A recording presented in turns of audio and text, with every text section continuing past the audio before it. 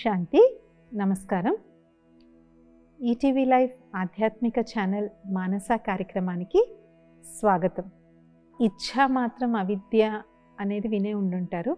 కోరికంటే కూడా ఏంటో తెలియనటువంటి స్థితి ఉండాలి అనేసి అంటూ ఉంటారు. అలా అనుకున్నట్లయితే నేను మంచి ఆధ్యాత్మిక మార్గంలో నడవాలి, మంచిగా మెడిటేషన్ చేసుకోవాలి, నేను ఒక మంచి వ్యక్తిగా ఉండాలి అనేది కూడా కోరిక అవుతుందా అవ్వదా? అసలు ఆధ్యాత్మిక మార్గంలో ఉండే వాళ్ళకి కోరికలు ఉండొచ్చా? అలా అనుకున్నట్లయితే ఏ కోరిక లేకపోతే దేని వెనకాతలు మనం పరిగెడుతున్నామో, ఏం సాధించడానికి పరిగెడుతున్నామో? ఎందుకంటే గౌతమ్ బుద్ధుడు ఎప్పుడైతే సిద్ధార్థుడి నుంచి గౌతమ్ బుద్ధుడుగా అయ్యారో వారు చెప్పినటువంటిది ఏంటంటే అన్ని దుఃఖాలకి కారణం కోరికే అని చెప్పారు. సో మనిషికి కోరికే ఉండకూడదు అని అన్నారు. కాబట్టి ఆధ్యాత్మికతలో కోరిక అనేటువంటి దానికి చాలా చర్చ ఉంది దీని పట్ల. కాబట్టి ఇవాళ దాని గురించి మనం డీప్గా అండర్స్టాండ్ చేసుకుందాం. కోరిక అనేటువంటిది రెండు యాంగిల్స్ అనేటువంటివి ఉంటాయి. ఒకటిది అవాంఛిత కోరికలు. రావణాసురుడు సీతమ్మ వారి పట్ల చాలా అవాంఛిత కోరిక అనేటువంటిది రావణాసురుడికి ఉండింది. అందుకని రావణాసురుడి యొక్క సంపూర్ణ పతనం అయిపోయింది. ఇవాళకి కూడా మనం ఇంకా రావణాసురుడిని కాలుస్తూనే ఉన్నాం. ఇంత కలియుగ అంతంలో కూడా ఇంకా మనము దసరా అప్పుడు రావణాసురుడిని కాలుస్తూనే ఉంటాం. సో అలాంటివి అవాంఛిత కోరికలు. అంటే ఆ కోరికలో కామ, క్రోధ, లోభ, మోహ, అహంకారాల్లో ఏదో ఒక వికారం దాగుంది. నేను ఎక్కువ డబ్బులు సంపాదించాలి, పక్కింటోళ్ళ కన్నా ఎక్కువ డబ్బులు సంపాదించాలి, లేదు పెద్ద పెద్ద బంగ్లాలు ఉండాలి, పెద్ద పెద్ద కార్లు ఉండాలి. ఇది అవాంఛితం ఎందుకు అవుతుంది అంటే అవసరానికి మించి సంపాదించాలి, కూడబెట్టాలి అని అనుకోదు. కొన్ని ఆశయ సాధన వల్ల ఆటోమేటిక్గా మనకు వస్తాయి. ఉదాహరణకి మనం వ్యాపారంలో మంచి తెలివిగా మనం వ్యాపారం చేస్తే ఆటోమేటిక్గా డబ్బు వస్తుంది. కానీ అక్కడ ఫోకస్ ఏంటి? మనం మంచి వ్యాపారం చేయాలి, మంచిగా నేను ఇది చేయాలి, అంతేకాని డబ్బులు కూడబెట్టాలి అనుక. డబ్బులు కూడబెట్టాలి అనుకున్నవాడు ఏ వ్యాపారం చేసినా డబ్బులు కూడబెట్టాడు, రైట్? ఏ వ్యాపారం చేసినా సరే డబ్బులు కూడబెడతారు. అది అవాంఛితమైనటువంటి కోరిక. ఇలాంటి అవాంఛితమైనటువంటి కోరికలు ఏవైతే ఉన్నాయో ఇవి మనిషి యొక్క పతనానికి మూలం అవుతాయి. ఎందుకు? ఆధ్యాత్మికంగా ఏం చెప్తారు అంటే ఎప్పుడైతే ఇలాంటి అవాంఛిత కోరికలు ఉంటాయో అప్పుడు మనిషి యొక్క బుద్ధి ఎలాగైపోతుంది? దుర్బుద్ధి అయిపోతుంది. సద్బుద్ధి కాస్త దుర్బుద్ధి అయిపోతుంది. మనసులో వచ్చింది అవాంఛిత కోరిక, దానివల్ల బుద్ధి కూడా పెడదారిని పట్టింది. అందుకే అంటారు కదా, బుద్ధి పెడదారి పట్టి ఇలాంటి పని చేశాడు ఇతను అంటారు. ఎప్పుడైతే దుర్బుద్ధి అవుతుందో అలాంటి బుద్ధి తీసుకునేటువంటి నిర్ణయాలు కూడా దుష్ట నిర్ణయాలే ఉంటాయి. కాబట్టి చేసే పనులు కూడా దుర్మార్గాలే ఉంటాయి. కాబట్టి అది బేస్. కానీ ఏ కోరిక ఉండకూడదు అనేటువంటి విషయం కాదు. శుభ భావన, శుభ కామన ఎందులో అయితే స్వకల్యాణం కానీ, పరుల కళ్యాణం కానీ, విశ్వ కళ్యాణం అనేటువంటిది ఇమిడి ఉందో అది ఒక భావన. నేను ఒక 10 మందికి వాళ్ళు నేను అన్నం పెట్టాలేనో, లేదంటే నేను ఒక సత్సంగంకి వెళ్ళాలి అనేటువంటిది ఇది ఒక థాట్, ఇది ఒక ఆలోచన, ఇది ఒక సంకల్పం, ఒక ఆశయం. అందుకే ఆధ్యాత్మిక మార్గంలో మనకి ఆశయాలు అనేటువంటివి ఉండాలి, ఒక గోల్ అనేటువంటిది ఉండాలి. కానీ అవాంఛిత కోరికలు అనేటువంటివి ఉండకూడదు. ఎందుకంటే ఇప్పుడు ఆధ్యాత్మిక మార్గంలో కూడా అవాంఛిత కోరికలు వస్తున్నాయి. అందుకనే చాలామందికి స్పిరిచువల్ ఆర్గనైజేషన్స్ నమ్మకం కూడా పోతోంది. యాక్చువల్గా వీళ్ళంతా చెప్పేదొకటి చేసేదొకటి అని చెప్పి మనం మానసాలో ఒక ఎపిసోడ్లో చెప్పుకున్నాం. ఆధ్యాత్మిక మార్గంలో నడవడం అంటే రెండు వైపులా పదునున్న కత్తి మీద నడవడము అని చెప్పేసి. ఒకటి మనం స్వపరివర్తన చేసుకోవాలి, కానీ 10 మంది కూడా మనల్ని చూస్తూ ఉండాలి. సో అది కూడా మనం చాలా జాగ్రత్తగా మనం మెయింటైన్ చేయాలి. సాఫ్ట్ బ్యాలెన్స్ని మనం మెయింటైన్ చేసుకుంటూ మనం నడవాలి డెఫినెట్గా. కాబట్టి ఏదైతే మనకి కోరిక అనేటువంటిది ఏదైతే మనం అనుకుంటున్నామో దీన్ని మనం పరివర్తన చేసుకుని శ్రేష్టమైన భావన, శ్రేష్టమైన మనోకామన కింద దీన్ని మనం పరివర్తన చేసుకోవాలి. మరి తేడా ఏంటి రెండిటికి? ఇక్కడ కూడా నేను ఏదో పొందాలనుకుంటున్నాను, అక్కడ కూడా నేను ఏదో పొందాలనుకుంటున్నాను. ఇక్కడ ఎప్పుడైతే అవాంఛిత కోరికల్లో నేను ఏదైతే పొందాలనుకుంటున్నానో అది పొందేంత వరకు, అది పొందలేకపోయినట్లయితే నేను చాలా డిస్టర్బ్ అయిపోతాను. నేను చాలా అలజడిలోకి నేను వచ్చేస్తాను. కానీ ఆధ్యాత్మిక మార్గంలో నాకు తెలిసి ఇదొక ప్రయాణం, ఇదొక జర్నీ. దీంట్లో ఒక్కోసారి చాలా మంచి హైలోనూ ఉంటాను, ఒక్కోసారి చాలా లోలో కూడా ఉంటాను. బట్ ఈ యాత్రలో నేను ముందుకు నడుస్తూ ఉండాలి, నడుస్తూ ఉండాలి, నడుస్తూ ఉండాలి అని చెప్పి వెళ్తూనే ఉంటాను. స్వామి వివేకానందుల వారికి ఒక శ్రేష్టమైన కామన ఉండేది.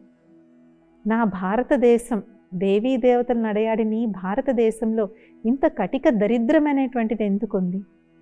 ఇలాంటి దారిద్ర్యం నుంచి నా భారతదేశానికి నేను విముక్తిని తేవాలి అని చెప్పి వారు అనేక పాశ్చాత్య దేశాలకు వెళ్ళి అక్కడ భారతదేశం యొక్క గొప్పతనాన్ని వారు తెలియచేసి అనేక మంది యొక్క దృష్టి భారతదేశంపై మరల్చారు.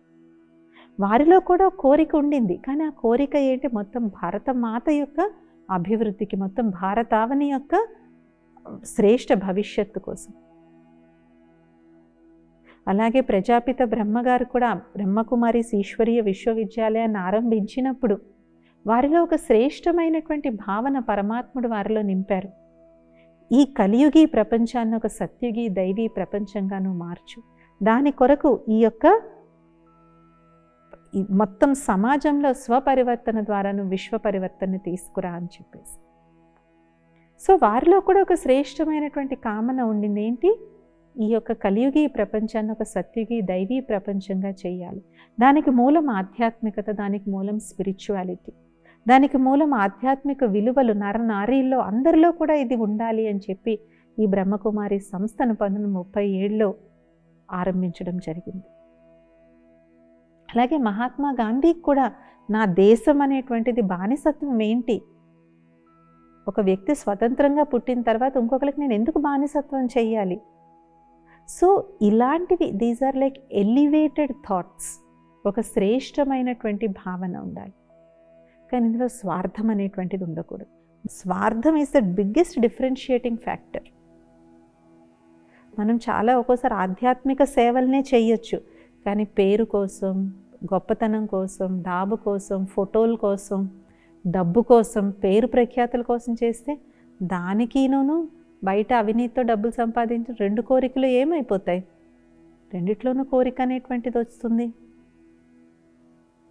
కాబట్టి ఆధ్యాత్మిక మార్గంలో ఉంటున్నప్పుడు నేను ఏదైతే సంకల్పం చేస్తున్నానో ఇందులో ఏ రకమైనటువంటి స్వార్థం కానీ పంచ వికారాలు కానీ ప్రవేశించటం లేదు కదా అని నేను అనుకోవాలి. మరి ఎలా ఉండగలం అలాగా? నేను ఏదైతే సంకల్పం నాకు వస్తుందో దాన్ని భగవంతుడు ఎదురుగుండా సమర్పణ చేసేయాలి. పరమాత్మ ఎదురుగుండా నేను సమర్పణ చేయాలి.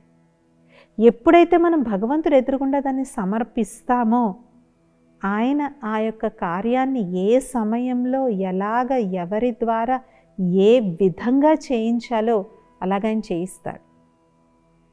అందుకే మనం 9 రకాల భక్తి విధానాలు మనం ఒకసారి మానసాలో చెప్పుకున్నప్పుడు అన్నిటికన్నా లాస్ట్ ఉంది సమర్పణ. The final stage is to surrender. ఆఖరికి మనలో ఉన్నటువంటి ఈ శ్రేష్ఠ కామన్లు కూడా మనం భగవంతుడికి సమర్పించేయాలి. నాకు వచ్చే ప్రతి ఆలోచన భగవంతుడే ఎందుకు వచ్చిందో నాకు ఈ ఆలోచన వచ్చింది, దీన్ని నువ్వు ఎలా చేయించుకుంటావో, ఏ విధంగా చేయించుకుంటావో నువ్వు చేయించుకో, ఇందులో నాదేమీ లేదు. ఎవరైనా ఉండిలో డబ్బులు వేసిన తర్వాత మళ్ళీ వెనక్కి తీసుకుంటారా? తీసుకోం కదా. ఒకసారి ఉండిలో భగవంతుడికి ఇచ్చేసామంటే అది మనం ఆయనకి ఇచ్చేసినట్టే. అది అలాగే ఈ సంకల్పం నాకు ఏదైతే శుభమైనటువంటి భావన కలిగిందో దాన్ని నేను భగవంతుడికి సమర్పణ చేసే, అప్పుడు అది యాక్యురేట్గా, కరెక్ట్గా అది నడుస్తుంది అన్నమాట. చాలామంది అడుగుతారు, బ్రహ్మకుమారి సంస్థలు మీరు మీ మెడిటేషన్ క్లాసెస్కి అవి ఏమీ డబ్బులు తీసుకోరు కదా, ఎలా నడుస్తుంది ఇది అని చెప్పేసి. ఇంకా ఇది పరమాత్ముడు నడిపిస్తున్నాడు, ఏ మానవ మాత్రలో నడిపిస్తున్నటువంటి విషయం కాదు ఇక్కడ. భగవంతుడు ఇచ్చినటువంటి శ్రీమతం అనుసారంగా ప్రతి బ్రహ్మకుమారి ఆశ్రమం నడుస్తోంది. కాబట్టి ఇచ్చేవాళ్ళు ఆటోమేటిక్గా వచ్చి వాళ్ళ వంతు భాగ్యం వాళ్ళు తయారు చేసుకుంటారు. ఇది అందరిది, ఇది ఎవరిది కాదు. ఇది ఎవరిది అంటే భగవంతుడిది. ఇది భగవంతుడి ఇల్లు. కాబట్టి ఎప్పుడైతే మొత్తం మనం సమర్పణ చేస్తామో అప్పుడు అది ఆల్రెడీ సిద్ధించే ఉంటుందన్నమాట. అది కాబట్టి సరెండర్ బుద్ధి. ఆధ్యాత్మిక మార్గంలో కోరికలు ఉండడం వల్ల ఇంకొక పెద్ద డిసడ్వాంటేజ్ ఉంది. ఏంటంటే ఏదైతే మన అల్టిమేట్ గోల్ ఉందో దానికి ఇవి చాలా పెద్ద అవరోధకాలు అయిపోతాయి. పేరు ప్రఖ్యాతలు, డబ్బు, పరపతి, ఒక స్టేటస్, ఒక పొజిషన్, ఇవేవైతే మనం కాంక్షిస్తున్నాం కదా, ఇవన్నీ కూడా మన యొక్క అల్టిమేట్ గోల్. నేను సంపూర్ణ పావనంగా అవ్వాలి, సంపూర్ణ సతోప్రధానంగా వెళ్ళి మళ్ళీ నేను నా ముక్తిధామంలోకి వెళ్ళిపోవాలి, జీవన్ముక్తిలోకి నేను వెళ్ళాలి అనేటువంటి ఈ హయ్యెస్ట్ గోల్ ఏదైతే ఉందో దాని నుంచి ఇవన్నీ డిస్ట్రాక్ట్ చేస్తాయి మనల్ని. దాని నుంచి ఇవన్నీ డిస్ట్రాక్ట్ చేసి మళ్ళీ మనల్ని సంసారంలోకి లాక్కెళ్ళిపోతాయి. అసలు ఒకప్పుడు ఆశ్రమాలు ఇవన్నీ ఓళ్ళకు దూరంగా ఎందుకు కట్టేవారు? ఈ పర్పస్ కోసమే. కానీ ఇప్పుడు సిటీస్లో పెట్టడం కూడా మంచిదే. ఎందుకంటే అప్పుడు అందరికీ ఇవి యాక్సెసిబుల్గా ఉంటాయి. ఏదో ఒక 100 కిలోమీటర్ల అవతలు పెడితే ఎవరు వెళ్ళగలరు? ఎవరు వెళ్ళలేరు. సిటీలో ఉంటే అందరూ రెగ్యులర్గా వెళ్ళగలరు, అట్లీస్ట్ వీక్లీ వన్స్ అన్నా వెళ్ళగలరు. బట్ వాళ్ళ ఉద్దేశం ఒకప్పుడు అది ఉండింది. ఏంటి అంటే సామాన్యులు ఉండేటువంటి చోటకి, ఎక్కువ జనసందోహం ఉండే చోట కానీ ఉన్నట్లయితే ఇవన్నీ మళ్ళీ పుల్ చేస్తాయి, లాగుతాయి. అందుకే వీటిని వదిలేసి దూరంగా వెళ్ళిపోవాలి అని. కాబట్టి నాకు ఏ రకమైనటువంటి ఒక థాట్ ఏదైతే నాకు వస్తుందో అలాగే మనం మంచిగా సేవ చేయాలి, అందరికీ పరమాత్మని యొక్క విషయాలు తెలియచేయాలి, అందరికీ మంచి మంచి విషయాలు తెలియచేయాలి. అది చాలా మంచిదే. కానీ ఆ థాట్ని మనం ఎప్పుడైతే భగవంతుడు ఎదురుగుండా నిష్కల్మషమైన మనసుతో మనం ఆయన ఎదురుగుండా పెడతామో ఆయన దాన్ని ఎలా పూర్తి చేయాలో ఆ విధంగా దాన్ని ఆయన పూర్తి చేస్తారు. అలాగే కొంతమంది ఆశయానికి కోరికకి కూడా కన్ఫ్యూజ్ అవుతూ ఉంటారు. ఆశయం అనేటువంటిది ఒక లక్ష్యం ఉంది నాకు లైఫ్లో, రైట్? ఒక లక్ష్యం ఏదైతే ఉందో ఆ లక్ష్యం కోసం నేను కష్టపడుతున్నాను, నేను దానికోసం చాలా శ్రమిస్తున్నాను, ఎన్ని అడ్డంకులు ఎదురైనా నేను ముందుకు వెళ్తూ ఉన్నాను. కానీ పక్క వాళ్ళని కించపరిచి, పక్క వాళ్ళని తొక్కేసి అధర్మ మార్గంలో కానీ నేను అది చేరాలనుకుంటే ఇంకా అది ఆశయం కాదు, అది కోరిక కిందకు వస్తుంది. So any thought, any word, any action, ఏ సంకల్పమైనా, ఏ మాట అయినా, ఏ కర్మ అయినా, ఎందులో అయితే పంచవికారాల యొక్క ప్రవేశత ఉందో దానివల్ల మన యొక్క పతనం అనేటువంటిది తప్పకుండా అవుతుంది. అందుకే దేవతల్ని ఇచ్ఛామాత్రం అవిద్య అని అంటారు. వాళ్ళకంటే కోరికంటే వింటుంటుందో కూడా వాళ్ళకి తెలియదట. మరి ఆధ్యాత్మిక మార్గంలో ఎలాంటి కోరికలు అనేటువంటివి మనం పెట్టుకోవచ్చు? ఫస్ట్ ఉండాల్సినటువంటి శ్రేష్టమైన భావన ఏంటి? నేను మారాలి, అంతే. జానకి దాది గారు ఎవరైతే 104 years వారు జీవించి ఆల్మోస్ట్ 8 దశాబ్దాలు పైన మాట ఆమె తన సంపూర్ణ జీవితం ఈశ్వరీయ సేవకు సమర్పణ చేశారు. దాదీజీ ఎన్నో దేశాలు, తన జీవితంలో తక్కువలో తక్కువ 100 దేశాలు తిరుగుంటారు దాదీజీ. అప్పుడు అడిగారనమాట, దాదీజీ మీరు ఇంతమందిని కలుస్తూ ఉంటారు కదా, మీకు అసలు సాధన చేయడానికి ఎక్కడ టైం దొరుకుతుంది అని. ఇప్పుడు దాది అన్నారు, ఎంతెంతైతే బయట విశ్వ సేవ పెరిగిందో అంతంతగా నేను నా స్వయం యొక్క స్థితిని నేను పెంచుకోవడానికే నేను ప్రయత్నించాను. My effort is always to self transform. నా శ్రమ అనేటువంటిది ఎప్పుడూ కూడా స్వపరివర్తనే. నేను ఎంతెంతైతే డీప్గా లోతుగా వెళ్ళి నా స్వయాన్ని నేను పరివర్తన చేసుకుంటూ వెళ్ళానో అంతంతగా బయట సేవ పెరిగింది. I went from inside out, not out side in. First నేను ఎప్పుడు నన్ను పరివర్తన చేసుకోవడానికి నేను నా స్వస్థితి మీదే నేను ఎక్కువ ఫోకస్ పెట్టాను. ఎంతెంత విశ్వసేవ పెరుగుతూ ఉండే కొద్దీ నా స్వస్థితి మీద ఫోకస్ నేను అంత పెంచాను.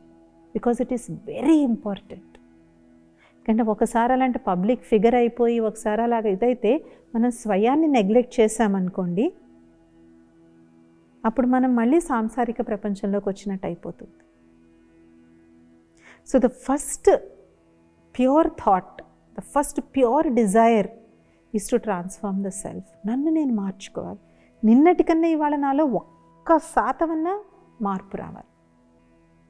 సో నిన్నటికన్నా ఇవాళ నాలో ఏం మార్పు వచ్చింది, ఇవాళకన్నా నేను రేపేం బెటర్ చేస్తున్నాను. ఓకే, పరమాత్ముడు అంటారు మీరు ఇవాళ తీవ్ర పురుషార్థం చేస్తున్నారని అనుకుంటారు, కానీ రేపటికి ఇది సాధారణ పురుషార్థం అయిపోద్ది. సో రేపటికి ఏం తీవ్ర పురుషార్థం చేయాలో నేను ఆలోచించుకోవాలి. సో కాబట్టి ఈ విధంగా first Dzire is self transformation, and second Dzire is to serve the God. భగవంతుని యొక్క సేవ నేను చేయాలి. ఆయన నన్ను ఏ రూపంలో వినియోగించుకుంటే ఆ రూపంలో నేను ఆయనకి సేవ చేసి పెడతాను. మోహిని బెహెన్ అని చెప్పేసి న్యూయార్క్లో వారు ఉంటారు. వారు ఢిల్లీలో లా చదువుకున్నారు, పొలిటికల్ సైన్సెస్ చదువుకున్నారు.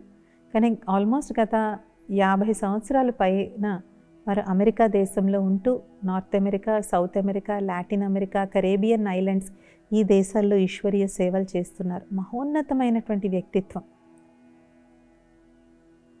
అయితే దీదీజీ గారిని ఒక సభలో అడిగారనమాట, దీదీజీ మనం సేవ చేయడానికి 3 మార్గాలు ఉన్నాయి,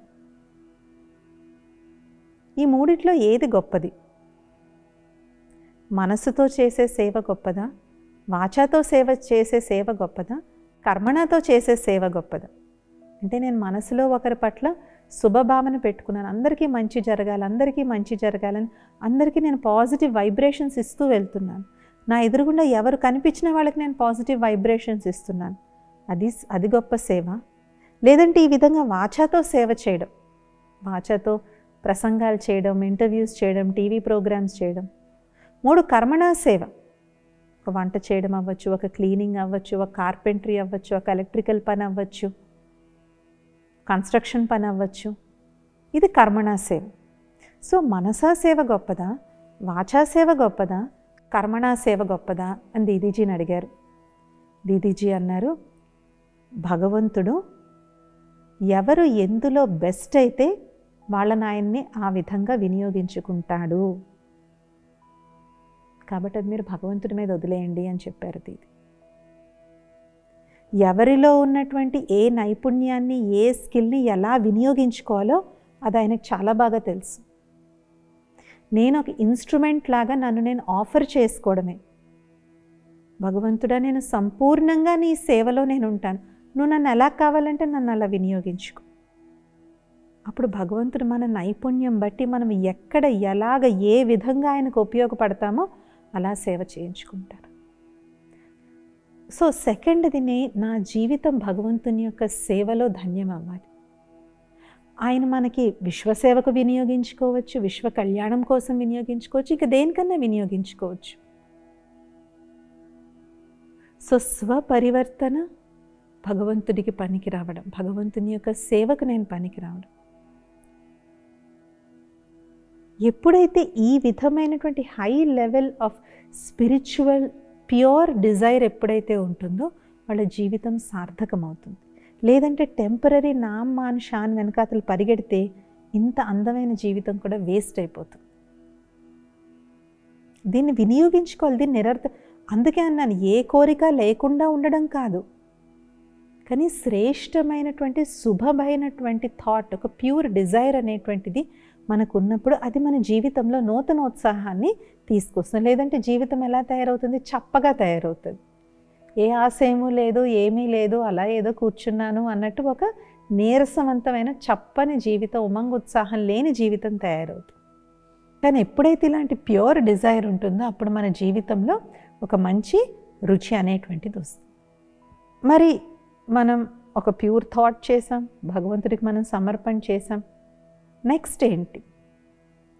నెక్స్ట్ మనకి అది ఎలాగ మనము సాధించగలము అనేటువంటిది ఆటోమేటిక్గా మనకి టచింగ్ వస్తుంది, ఆటోమేటిక్గా మనకి తెలుస్తుంది. This is what I have to do, నేను ఇలా కాదు, ఇలా నేను నడుచుకోవాలి. అప్పుడు ఆ మార్గంలో మనం నడవాలి. అందుకే మీరు బ్రహ్మకుమారీస్లో చూసినట్లయితే కొంతమంది కంప్లీట్గా సరెండర్ అయిపోతారు, కొంతమంది ఇళ్ళ దగ్గర ఉండి ప్రాక్టీస్ చేస్తూ ఉంటారు. ఇది గొప్ప అది గొప్ప అని కాదు, ఎవరి సాధన వారిది, ఎవరి జర్నీలో వాళ్ళు ఎక్కడున్నారో అక్కడ ఉంటారు వాళ్ళు. కానీ వాళ్ళకున్నటువంటి పరిస్థితులు, వాళ్ళకున్నటువంటి సిచ్యువేషన్స్, సర్కమ్స్టాన్సెస్ ఇన్ లైఫ్ బట్టి కొంతమంది సరెండర్ అవుతారు, కొంతమంది ఇళ్లల్లో ఉండి ప్రాక్టీస్ చేస్తారు. ఇన్ఫ్యాక్ట్ 70 to 80% ఇళ్లల్లో ఉండే ప్రాక్టీస్ చేస్తారు. కంప్లీట్గా సరెండర్ అయ్యేటువంటి వాళ్ళు ఒక 20% ఉంటారు. బట్ వాళ్ళ జర్నీకి అది కరెక్ట్ మార్గం అన్నమాట.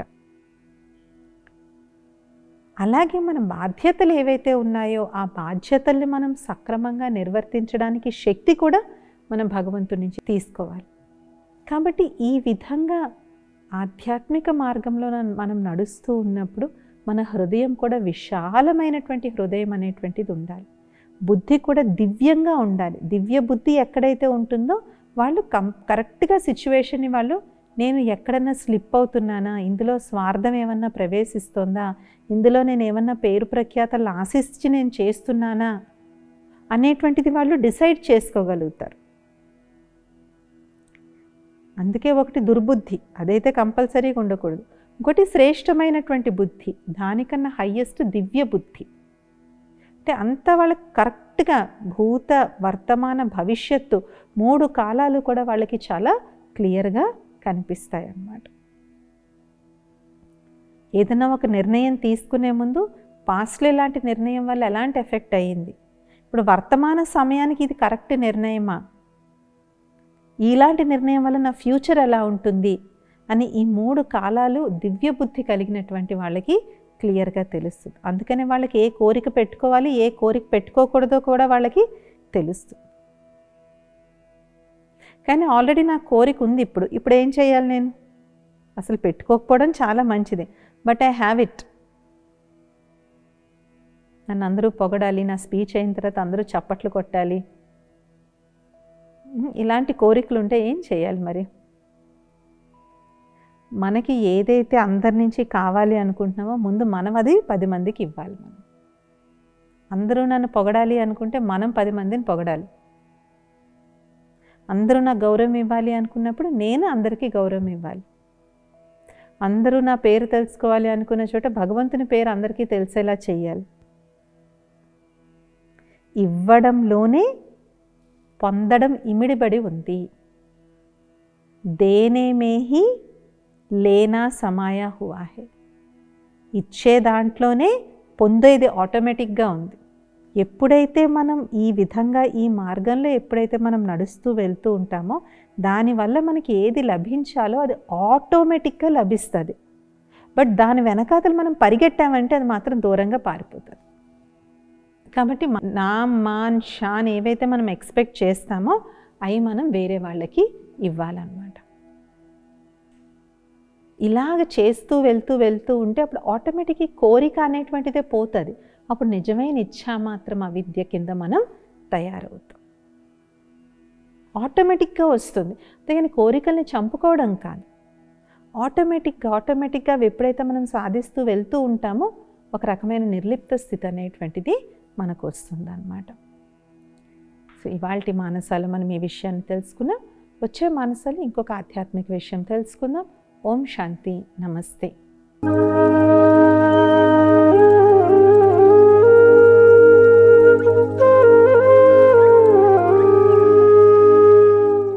ఈ కార్యక్రమాన్ని తిరిగి చూడాలనుకుంటే www.youtube.com/@ETV Life Spiritual లో చూడవచ్చు.